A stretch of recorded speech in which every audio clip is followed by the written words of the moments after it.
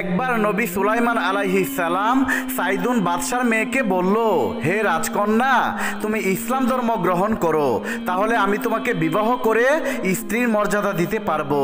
নবী সুলাইমান আলাইহিস সালামের কথা শুনে সাইদুন দুহিতা বলল, আমি তোমার ধর্ম গ্রহণ করতে পারি, তবে একটি শর্ত রয়েছে। তুমি যদি আমার পিতাকে আমার সামনে হাজির করো, তাহলে আমি তোমার ধর্ম গ্রহণ করব।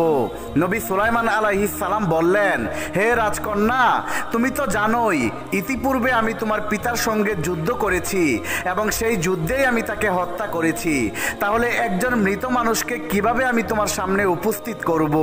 সাইদুন বাদশার মেয়ে বলল, আমি আমার সেই মৃত পিতাকেই দেখতে চাই, আপনি তাকে আমার সামনে উপস্থিত করুন। সাইদুন কন্যার এই আর্জি শুনে নবী সুলাইমান আলাইহিস সালাম তখন তার পিতার লাশ তার সামনে উপস্থিত করলো। সাইদুন দুহিতা নিজের পিতার লাশ চোখের সামনে দেখে ব্যথা ও দুঃখে অত্যন্ত কাতর হয়ে পড়ল এবং সে কান্না জুড়ে দিল। কান্না করতে করতে একসময় সে বেহুশ হয়ে পড়ে গেল। কিছুক্ষণ পরে হুঁশ ফিরে আসলো। তখন নবী সুলাইমান আলাইহিস সালাম তাকে বলল, দেখো রাজকন্যা, তুমি যদি আমার ধর্ম গ্রহণ করো, তাহলে আমি তোমাকে বিবাহ করতে পারবো এবং তুমি একটি সুখের জীবন যাপন করতে পারবে। আর তুমি যদি তোমার পূর্বের ধর্মে অটল থাকো, তাহলে আমি তোমাকে বিবাহ করতে পারবো না এবং তোমাকে স্ত্রীর মর্যাদা দিতেও পারবো না। ফলে তোমাকে দাসী ও বাদীর মতো জীবনযাপন করতে হবে। এখন ভেবে দেখো তুমি কি করবে। নবী সুলাইমান আলাইহিস সালামের এই কথা শুনে সাইদুন দুহিতা বলল, হে আল্লাহর নবী, আমি আপনার ধর্ম গ্রহণ করতে চাই এবং আপনার স্ত্রী হতে চাই। যদিও মুখে মুখে সাইদুন বাদশার মেয়ে এই কথা বলেছিল, কিন্তু তার অন্তরে ছিল বিষ। সে প্রকৃতপক্ষে নবী সুলাইমান আলাইহিস সালামের ধর্ম গ্রহণ করতে চাচ্ছিল না। কিন্তু যখন সে দেখলো নবীর ধর্ম গ্রহণ না করলে এবং তাকে স্বামী হিসেবে গ্রহণ না করলে তাকে দাসী ও বাদীর মতো জীবনযাপন করতে হবে, তখন এই চাপে পড়ে এবং এমন চিন্তা করেই সে মূলত বাধ্য হয়ে নবী সুলাইমান আলাইহিস সালামের ধর্ম গ্রহণ করলো। বাহ্যিকভাবে সাইদুন দুহিতা যখন নবী সুলাইমান আলাইহিস সালামের ধর্ম গ্রহণ করলো, তখন আল্লাহর নবী হযরত সুলাইমান আলাইহিস সালামও তাকে স্ত্রীর মর্যাদা দান করলেন। নবী সুলাইমান আলাইহিস সালাম এর সঙ্গে জাঁকজমকপূর্ণ একটি পরিবেশে সাইদুন দুহিতার বিবাহ সংগঠিত হয়ে গেল।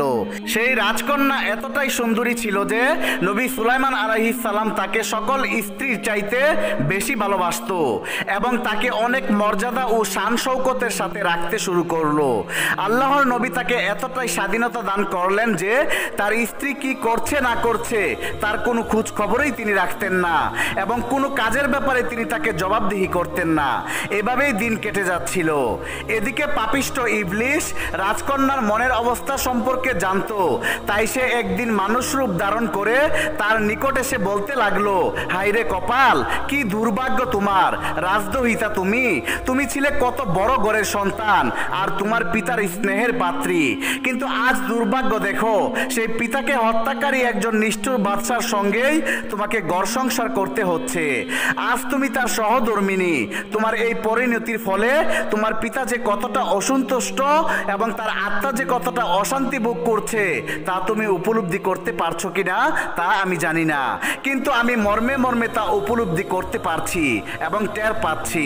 শয়তানের এই কথা শুনে রাজকন্যা বলল, আমি কি করব বলুন, এছাড়া আমার কাছে আর কোনো উপায় ছিল না, কারণ আমি যদি নবী সুলাইমানের ধর্ম গ্রহণ করে তার স্ত্রী না হতাম, তাহলে আমাকে দাসী ও বাদীর মতো জীবনযাপন করতে হতো আর সেটা আমার জন্য আরো অসহনীয় হয়ে উঠত। তাই বাধ্য হয়ে আমি তার ধর্ম গ্রহণ করেছি এবং তাকে স্বামী রূপে গ্রহণ করেছি। আমার পিতার আত্মা যে কষ্ট পাচ্ছে এটা আমি উপলব্ধি করেছি এবং আমি প্রতিনিয়তই এমন একটি পদ্ধতি খুঁজে বেড়াচ্ছি যার মাধ্যমে আমার পিতার আত্মা কিছুটা শান্ত হবে। শয়তান তখন বলল, তুমি যদি চাও তাহলে আমি তোমাকে এমন একটি পদ্ধতি বলে দিব যার মাধ্যমে তোমার পিতার আত্মা শান্তি লাভ করবে এবং সেই পদ্ধতি অবলম্বন করে তার জীবদ্দশায় তুমি যেমন তার স্নেহের পাত্রী ছিলে, তার মৃত্যুর পরেও তার স্নেহের পাত্রী থাকবে। রাজকন্যা তখন শয়তানকে বলল, আমি তো এমন একটি পদ্ধতিরই খোঁজ করছি, দয়া করে আপনি বলুন কি এমন কাজ করলে আমার পিতার তার আত্মা শান্তি পাবে এবং কিভাবে তার মৃত্যুর পরেও আমি তার স্নেহের পাত্রী রূপে গণ্য হতে পারি। শয়তান তখন বলল, হে রাজকন্যা, তুমি তোমার পিতার একটি মূর্তি নির্মাণ করো আর গোপনে সেই মূর্তির পূজা করতে থাকো। তুমি যত ভক্তি ও শ্রদ্ধার সাথে তোমার পিতার মূর্তি পূজা করবে, তোমার পিতার আত্মা ততটাই শান্তি পাবে এবং তুমি ততটাই তার স্নেহের পাত্রী হিসেবে গণ্য হবে। তবে সাবধান, এটা তোমাকে অত্যন্ত গোপনীয়তার সাথে করতে হবে, কেননা নবী সুলাইমান যদি জানতে পারে যে তুমি মূর্তি পূজা করছো তাহলে তোমার আর রক্ষা থাকবে না।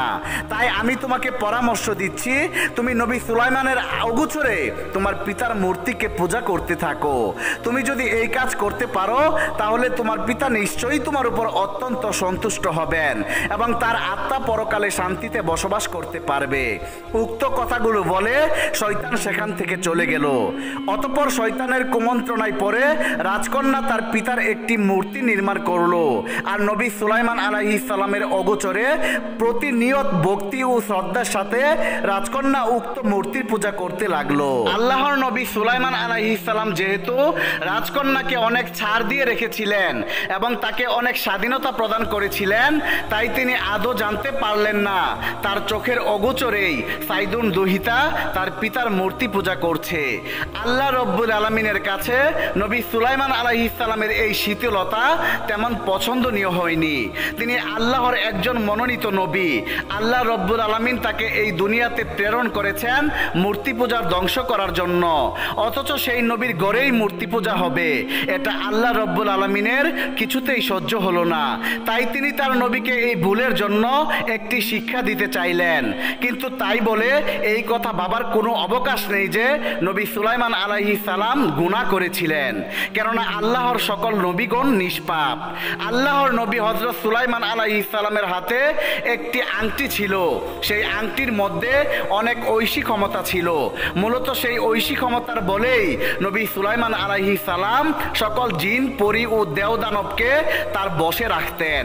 আল্লাহর নবীর অভ্যাস ছিল তিনি কখনো সেই আংটিটিকে নিয়ে বাথরুমে যেতেন না। যখন তার বাথরুমে বা হাজতে যাওয়ার প্রয়োজন হতো তখন সেটিকে খুলে আমেনা নামক একজন দাসীর হাতে দিয়ে তারপর বাথরুমে যেতেন। প্রতিদিনের মতো সেদিনও আল্লাহর নবী হযরত সুলাইমান আলাইহিস সালাম সেই আংটি খুলে আমেনা নামক সেই দাসীর হাতে দিয়ে বলল, তুমি এই আংটিটি রাখো, আমি বাথরুম থেকে এসে তোমার কাছ থেকে এটি গ্রহণ করব। এই বলে আল্লাহর নবী হযরত সুলাইমান আলাইহিস সালাম বাথরুমে চলে গেলেন। কিন্তু প্রতিদিনের চেয়ে আজকে আল্লাহর নবী হযরত সুলাইমান আলাইহিস সালামের বাথরুম থেকে ফিরতে একটি বেশি সময় ব্যয় হচ্ছিল। সুলাইমান আলাইহিস সালামের দরবারে একজন জিন ছিল যার নাম ছিল সখরা। সে সব সময় সুযোগ খুঁজত কিভাবে নবী সুলাইমান আলাইহিস সালামের ক্ষতি করা যায় এবং কিভাবে ছলে বলে কলে কৌশলে তার রাজ্য হাতিয়ে নেওয়া যায়। যখন সে দেখলো নবী সুলাইমান আলাইহিস সালাম আজ বাথরুম থেকে ফিরে আসতে একটু দেরি করছে, তখন সে এটিকে একটি সুযোগ হিসেবে গ্রহণ করলো আর মূলত এমন একটি সুযোগের অপেক্ষাতেই সে ছিল। তাৎক্ষণিক সে আল্লাহর নবী হযরত সুলাইমান আলাইহিস সালামের আকৃতি ধারণ করে সেই দাসীর কাছে এসে বলল, আমেনা, দাও আমার আংটিটি আমাকে ফিরিয়ে দাও। সরল মনা দাসী আল্লাহর নবী সুলাইমান আলাইহিস সালামের রূপ ধারণকারী জিন সখরাকেই নবী সুলাইমান মনে করে এবং সেই আংটিটি তার হাতে দিয়ে দিল। ব্যাস, জিন সখরা আল্লাহর নবী সুলাইমান আলাইহিস সালামের সেই আংটিটি পরে তার সিংহাসনে গিয়ে উপবেশন করলো। বেশ কিছুক্ষণ পরে আল্লাহর নবী হযরত সুলাইমান আলাইহিস সালাম বাথরুম থেকে বেরিয়ে এসে দাসীকে বলল, আমেনা, দাও আমার আংটি আমাকে ফিরিয়ে দাও। দাসী অত্যন্ত আশ্চর্যান্বিত হয়ে বলল, তুমি কে? আমি তো নবীর আংটি নবীকেই দিয়ে দিয়েছি, এখন তুমি আবার কোথা থেকে এসেছো আর আমার কাছে আংটিটি চাচ্ছ? দাসীর কথা শুনে আল্লাহর নবী হযরত সুলাইমান আলাইহিস সালাম অত্যন্ত আশ্চর্যান্বিত হয়ে গেলেন এবং তিনি বললেন, এ কি বলছো তুমি? আমি তো বাথরুমে ছিলাম, কে তোমার কাছ থেকে আমার আংটিটি গ্রহণ করেছে? বলেছে, আমি তো আল্লাহর নবী সুলাইমান। তখন দাসী বলল, তোমার এসব এলোমেলো কথা আমি শুনতে চাই না। আমি নবীর আংটি নবীকেই দিয়ে দিয়েছি, আর তুমি কে? আমি তোমাকে চিনি না। অতএব এসব প্রতারণামূলক কথা বলে আমাকে বিভ্রান্ত করার চেষ্টা করো না। এরপরে হযরত সুলাইমান আলাইহিস সালাম অনেকভাবে সেই দাসীকে বোঝানোর চেষ্টা করলেন যে তিনি আল্লাহর নবী, কিন্তু তিনি যতই বোঝালেন দাসী কোনোভাবেই বুঝতে চাইল না। তখন হযরত সুলাইমান আলাইহিস সালাম সেখান থেকে দরবারে ফিরে আসলেন। এসে তিনি দেখতে পেলেন জিন ফখরা তার সুরত ধারণ করে তার আসনেই উপবেশন করে বিচার কার্য সমাধান করছে এবং বিভিন্ন শাহী কর্মকাণ্ড লিপ্ত রয়েছে। তখন তিনি তার উজির নাজিদেরকে লক্ষ্য করে বললেন, তোমরা এ কার অনুসরণ ও তাবেদারি করছো?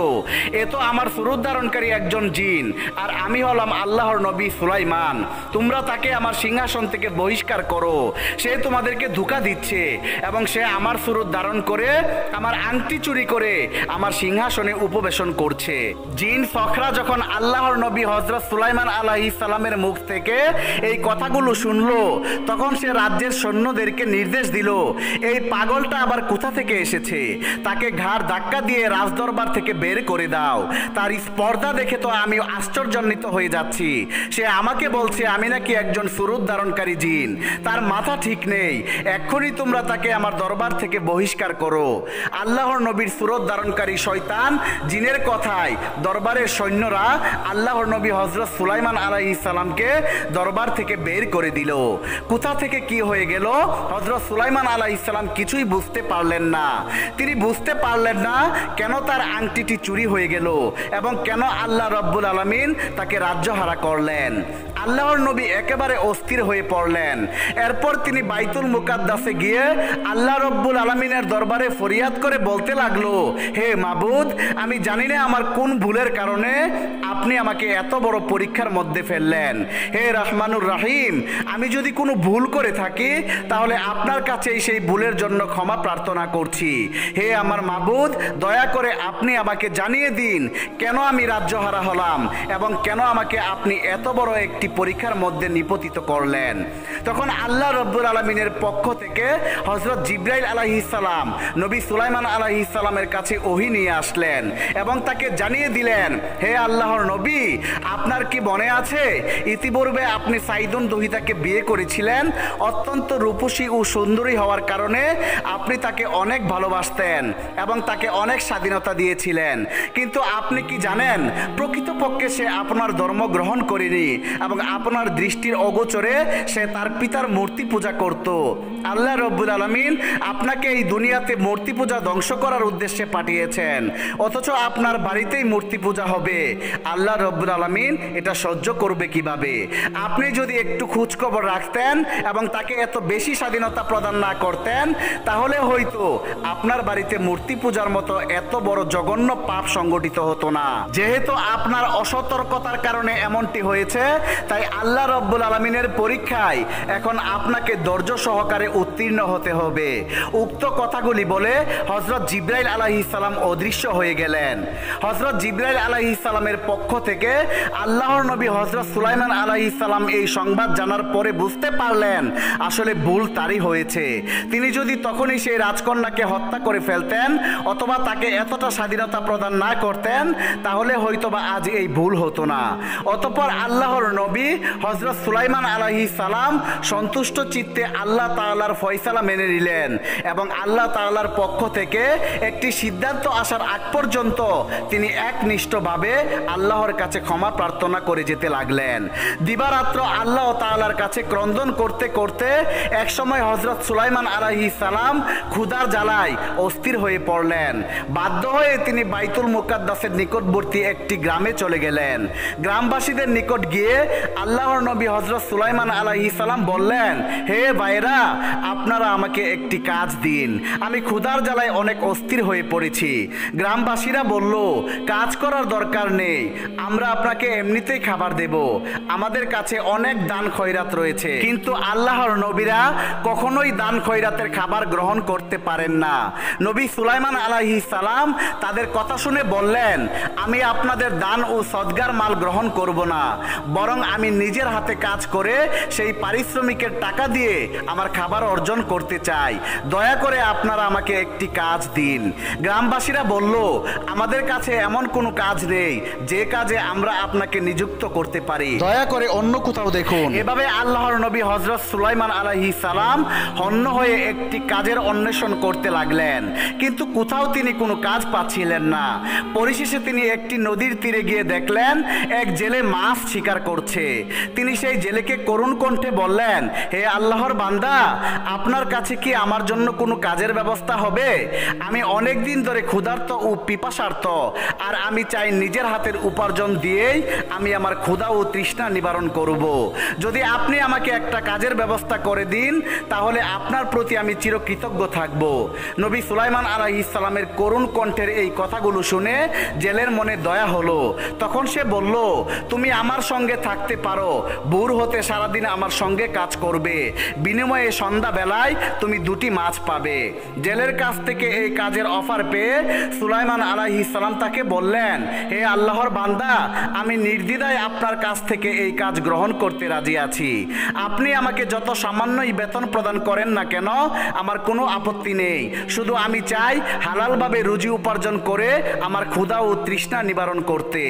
সেদিন থেকে আল্লাহর নবী হযরত সুলাইমান আলাইহিস সালামের চাকরি জীবন শুরু হয়ে গেল। তিনি সারাদিন সেই জেলের সাথে কাজ করেন এবং বিনিময়ে সন্ধ্যাবেলায় তিনি 2টি মাছ অর্জন করেন। তার একটি তিনি নিজে ভক্ষণ করেন এবং অপরটি গরিব দুঃখীদের মাঝে দান করে দেন এবং সারা রাত আল্লাহ রব্বুল আলামিনের দরবারে ইবাদত বন্দিগি ও রোনাজারির মাধ্যমে কাটিয়ে দেন। এভাবেই দিন চলে যাচ্ছিল। একদা তিনি মরিবের কাজে অত্যাধিক ক্লান্ত ও শ্রান্ত হয়ে নদীর তীরে একটি বৃক্ষ ছায়ায় শুয়ে বিশ্রাম নিচ্ছিলেন। আল্লাহর নবী হযরত সুলাইমান আলাইহিস সালাম ঘুমাচ্ছিলেন। যেহেতু তখন অনেক বেশি গরম পড়ছিল, সেহেতু আল্লাহর নবীকে এই গরম থেকে প্রশান্তি দানের জন্য একটি অজগর সাপ তার খেদমতে লেগে গেল। সে একটি বৃক্ষের শাখা দিয়ে আল্লাহর নবীর গায়ে বাতাস করতে লাগলো। নবী সুলাইমান আলাইহিস সালাম যেই জেলের বাড়িতে কাজ করতেন সেই জেলের একজন সুন্দরী কন্যা ছিল। ঘটনাক্রমে কোনো এক কাজে সেই রাস্তা দিয়ে যাচ্ছিল। অদূরে দাঁড়িয়ে সে এই অভাবনীয় দৃশ্য দেখলো এবং বিস্মিত হয়ে হতবাক হয়ে গেল। হযরত সুলাইমান আলাইহিস সালামের চেহারার নবুয়তি নূর তার দৃষ্টিতে প্রতিফলিত হলো। তাতে তার হৃদয়ে এক অভাবনীয় পরিবর্তনের সৃষ্টি হলো। সেই মুহূর্তে জেলে কন্যা আল্লাহর নবী হযরত সুলাইমান আলাইহিস সালামের প্রতি আকৃষ্ট হয়ে পড়ল। তার মনে প্রবল বাসনা জাগলো, যে করেই হোক এই ব্যক্তির পদতলে দেহ মন সমর্থন করতেই হবে। অতঃপর জেলে কন্যা বাড়িতে ফিরে গিয়ে সে তার পিতাকে বলল, আব্বাজান, আমি তো বয়স্ক হয়েছি, আমাকে তো আপনি বিবাহ দিবেনই, তাই এই ব্যাপারে আমার একটি অনুরোধ হলো এই যে লোকটি আমাদের বাড়িতে কাজ করছে আপনি তার হাতে আমাকে সমর্পণ করুন। কন্যার মুখে এই কথা শুনে জেলে বলল, হায় হায়, তুমি একই বললে? চাকরের কাছে যদি আমি তোমাকে বিবাহ দেই তাহলে লোকে কি বলবে? একবার ভেবে দেখেছো? মানুষ আমাকে ধিক্কার দেবে এবং তোমার নামে কুৎসা গাইবে। আমি আশা করেছি একটি বড় ঘরে তোমার বিবাহ দেব, তাতে তোমারও সুনাম হবে এবং আমার কষ্টও দূর হয়ে যাবে।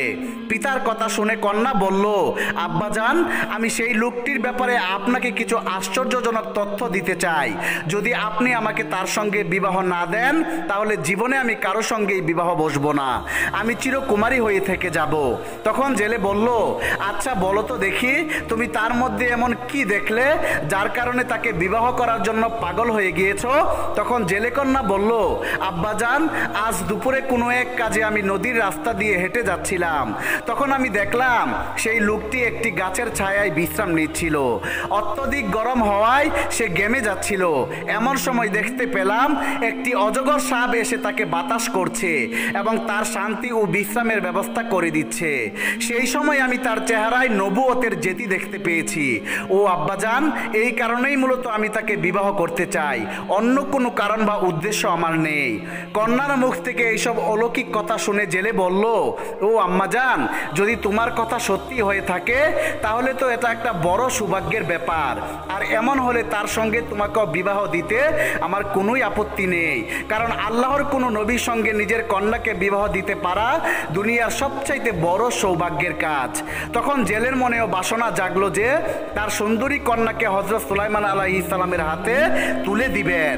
পরদিন জেলে হযরত সুলাইমান আলাইহিস সালামের কাছে এসে বলল, বাবা, আমি তোমার কাছে একটি প্রস্তাব রাখতে চাই।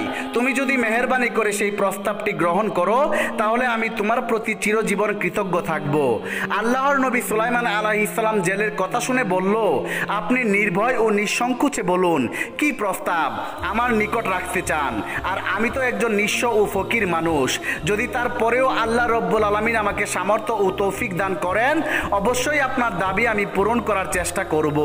তখন জেলে বলল, বাবা, আমার প্রস্তাবটি হলো আমার একমাত্র কন্যাকে আমি তোমার হাতে তুলে দিতে চাই। এই ব্যাপারে এখন তুমি তোমার মতামত ব্যক্ত করো। হযরত সুলাইমান আলাইহিস সালাম জবাব দিলেন, জনাব, আমি আপনার অধীনে চাকরি করি এবং জীবিকা নির্বাহ করি। একজন চাকরের নিকট আপনি আপনার সুন্দরী একমাত্র কন্যাকে বিবাহ দিবেন, এটা কি বিশ্বাস করার মতো কথা? জেলে বলল, বাবা, এতে অবিশ্বাসের কি আছে? চাকরি করে তো অনেকেই জীবিকা নির্বাহ করে, তাতে কি সে ছোট হয়ে যায়? সুলাইমান আলাইহিস সালাম বললেন, জনাব, আমি তো এমন চাকরি করি যে সারাদিন কাজ করে মাত্র 2টি মৎস্য জীবিকা হিসেবে পাই। তার দ্বারাই আমি আমার ভরণ পোষণ ও জীবিকা চালিয়ে যাচ্ছি। আমার নিকট অবশিষ্ট কিছুই থাকে না। অতএব আমার নিকট এমন কোনো সম্পদ নেই যে সম্পদের মাধ্যমে আমি আপনার মেয়ের মোহরানা আদায় করতে পারবো। হযরত সুলাইমান আলাইহিস সালামের কথা শুনে জেলে বলল, বাবা, তোমাকে এক্ষুনি মোহরানা পরিশোধ করতে হবে না, বরং তুমি আমার বাড়িতে কাজ করতে থাকো এবং ধীরে ধীরে তুমি মোহরানা পরিশোধ করে দিবে। আর তোমাদের খাওয়া পড়ার যে ব্যবস্থা তা আমি করে দেব, সেই ব্যাপারে তোমাকে কোনো চিন্তা করতে হবে না। জেলের মুখে এইসব কথা শুনে সুলাইমান আলাইহিস সালাম বললেন, যদি সত্যি আপনি নেক নিয়তে আমার সঙ্গে আপনার কন্যাকে বিবাহ দিতে চান তাহলে আল্লাহর ইচ্ছায় আমিও রাজি রয়েছি। অতএব এই ব্যাপারে আমার কোনো আপত্তি নেই। অতঃপর আল্লাহর নবী হযরত সুলাইমান আলাইহিস সালামের সঙ্গে সেই সুন্দরী জেলে কন্যার বিবাহ হয়ে গেল। স্ত্রীকে নিয়ে হযরত সুলাইমান আলাইহিস সালামের দিনগুলি মোটামুটি সুখেই কেটে যাচ্ছিল। তিনি সারাদিন মাছ ধরেন এবং রাত হলে একনিষ্ঠতার সাথে মনোযোগের সহিত আল্লাহ রব্বুল আলামিনের ইবাদত করেন এবং তার দরবারে রোনাজারি ও কান্নাকাটি করেন। আল্লাহর পক্ষ থেকে হযরত সুলাইমান আলাইহিস সালামের পরীক্ষার দিনগুলি শেষ হয়ে আসার সময় হয়ে এসেছে। আল্লাহ রব্বুল আলামিন চাইলেন তার নবীকে আবার তার রাজ্য ফিরিয়ে দিবেন। এরপর একদিন আল্লাহর নবী হযরত সুলাইমান আলাইহিস সালাম আল্লাহর কাছে রোনাজারি করছিলেন। এমন সময় আল্লাহর পক্ষ থেকে হযরত জিবরাইল আলাইহিস সালাম সেখানে এসে উপস্থিত হলেন এবং নবী সুলাইমান আলাইহিস সালামকে জানিয়ে দিলেন, হে আল্লাহর নবী, আপনার পরীক্ষার দিনগুলি শেষ হয়েছে। অচিরেই আল্লাহ রব্বুল আলামিন আপনাকে আপনার রাজ্য এবং শাসন ক্ষমতা ফিরিয়ে দিবেন। আল্লাহ তাআলার পক্ষ থেকে এই সংবাদ জানার পরেই আল্লাহর নবী হযরত সুলাইমান আলাইহিস সালাম আল্লাহর দরবারে লাখ লাখ শুকরিয়া আদায় করলেন। আর তিনি অপেক্ষা করতে লাগলেন কখন আল্লাহ রব্বুল আলামিন আবার তাকে তার রাজ্য এবং শাসন ক্ষমতা ফিরিয়ে দিবেন। ওদিকে জিন ফখরা আল্লাহর নবী হযরত সুলাইমান আলাইহিস সালামের রাজ্য দখল করে তার রাজকার্য পরিচালনা করে যাচ্ছিল, কিন্তু যেমনটি হয়ে থাকে তেমনটি হচ্ছিল না। কারণ প্রকৃতপক্ষে সে তো আল্লাহর নবী নয়। নবী সুলাইমান আলাইহিস সালামের মাঝে যতগুলো ভালো গুণ ছিল জিন ফখরার মাঝে তা ছিল না। তাই যতই সে অলৌকিকতা প্রদর্শন করুক না কেন, পরিপূর্ণভাবে সে আল্লাহর নবী সুলাইমান আলাইহিস সালামের মতো তার রাজ্য নিষ্ঠার সঙ্গে পরিচালনা করতে পারছিল না। হযরত সুলাইমান আলাইহিস সালামের প্রধান উজিরের নাম ছিল আসফ। সে একদিন তার সঙ্গীদেরকে বলল, তোমরা কি খেয়াল করে দেখেছো আল্লাহর নবী সুলাইমান আলাইহিস সালামের মাঝে অনেক পরিবর্তন লক্ষ্য করা যাচ্ছে। কেমন যেন আমার মনে হচ্ছে তিনি আর আগের সেই সুলাইমান আলাইহিস সালাম নেই। ইতিপূর্বে আল্লাহর নবী যেভাবে ন্যায় ও নিষ্ঠার সঙ্গে এবং উত্তম ব্যবহারের সাথে রাজ্য পরিচালনা করতেন, এখন কেমন যেন তার মধ্যে থেকে সেই গুণাবলী গায়েব হয়ে গিয়েছে। আমার তো মনে সন্দেহ জেগেছে যিনি এখন আমাদের রাজ্য পরিচালনা করছেন হয়তোবা তার মধ্যে কোনো গড়বড় রয়েছে। উজির আসফের এই কথা শুনে তার সঙ্গীরা বলল, আমরাও আপনার মতোই লক্ষ্য করেছি। যে দিন থেকে আংটির ঘটনা নিয়ে একটি বিপত্তির ঘটনা সৃষ্টি হয়েছে সেদিন থেকেই কেমন যেন রাজদরবারের সকল কার্যক্রমগুলি গড়বড় দেখা যাচ্ছে। তাই আমাদের মনে হয় এই ব্যাপারটি নিয়ে একটু সুষ্ঠু তদন্ত করা উচিত। তাদের কথা শুনে উজির আসফ বলল, আমারও তাই মনে হয়, তোমরা চিন্তা করিও না, অচিরেই আমি এই ব্যাপারে একটি নিরপেক্ষ তদন্তের ব্যবস্থা করব, আর প্রকৃত ঘটনাটি কি তা খুঁজে বের করার চেষ্টা করব ইনশাআল্লাহ।